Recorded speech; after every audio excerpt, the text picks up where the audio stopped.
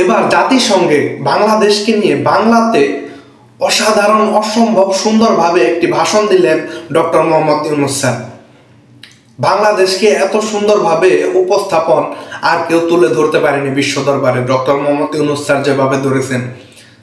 চলেন আমরা শুনে আসি ভাষণটি। মাননীয় সভাপতি, বাংলাদেশ গত 7 বছর যাবৎ মিয়ানমার হতে আগত 12 লাখেরও বেশি রোহিঙ্গাদের মানবিক কারণে আশ্রয় দিয়ে আসছে। এর ফলে আমরা বিরাট সামাজিক, অর্থনৈতিক, পরিবেশগত ক্ষতির সম্মুখীন হচ্ছি।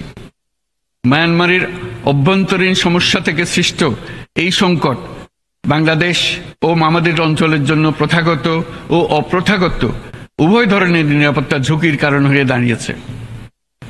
মিয়ানমার থেকে বাংলাদেশে বলপূর্বক বাস্তুচ্যুত রোহিঙ্গাদের সহায়তা করতে আমরা অঙ্গীকারবদ্ধ।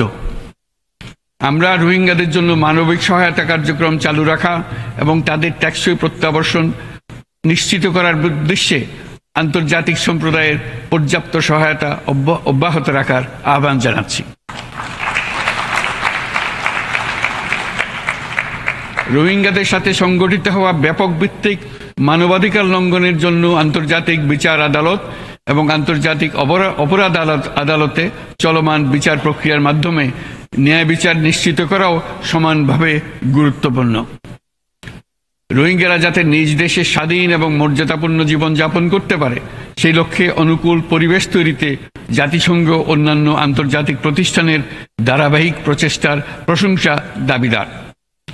এই লক্ষ্যে রোহিঙ্গারা যাতে পর্যাপ্ত নিরাপত্তা ও অধিকার নিশ্চিত করে তাদের নিজ ভূমি রাখাইনে ফিরে যেতে পারে তার পথ সুগম করা অত্যন্ত দরকার।